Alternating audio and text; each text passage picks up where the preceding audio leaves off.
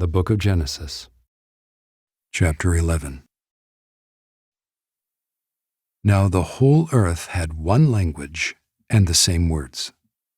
And as people migrated from the east, they found a plain in the land of Shinar and settled there. And they said to one another, "Come, let us make bricks and burn them thoroughly." And they had brick for stone and bitumen for mortar.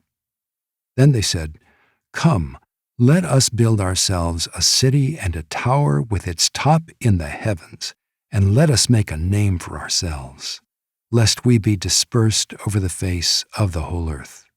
And the Lord came down to see the city and the tower, which the children of man had built. And the Lord said, "Behold, they are one people, and they have all one language, and this is only the beginning of what they will do. And nothing that they propose to do will now be impossible for them. Come, let us go down and there confuse their language, so that they may not understand one another's speech." So the Lord dispersed them from there over the face of all the earth, and they left off building the city. Therefore its name was called Babel, because there the Lord confused the language of all the earth. And from there the Lord dispersed them over the face of all the earth.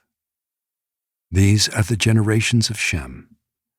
When Shem was 100 years old, he fathered Arpachshad 2 years after the flood. And Shem lived after he fathered Arpachshad 500 years, and had other sons and daughters. When Arpachshad had lived 35 years, he fathered Shelah. And Arpachshad lived after he fathered Shelah 403 years, and had other sons and daughters. When Shelah had lived 30 years, he fathered Eber.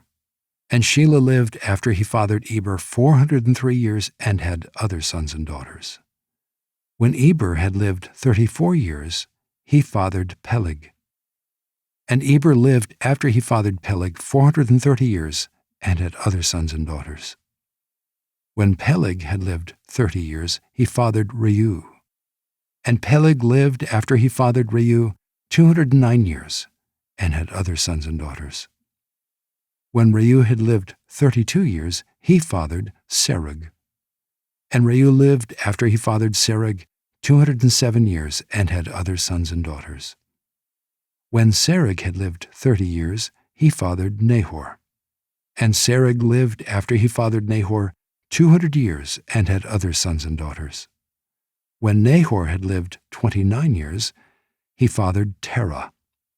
And Nahor lived after he fathered Terah 119 years, and had other sons and daughters. When Terah had lived 70 years, he fathered Abram, Nahor, and Haran. Now these are the generations of Terah. Terah fathered Abram, Nahor, and Haran. And Haran fathered Lot. Haran died in the presence of his father Terah in the land of his kindred, in Ur of the Chaldeans. And Abram and Nahor took wives.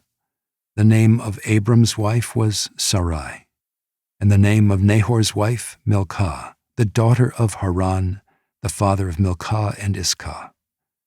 Now Sarai was barren; she had no child.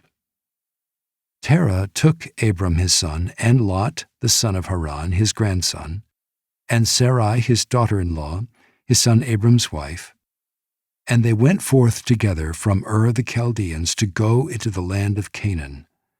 But when they came to Haran, they settled there. The days of Terah were 205 years, and Terah died in Haran.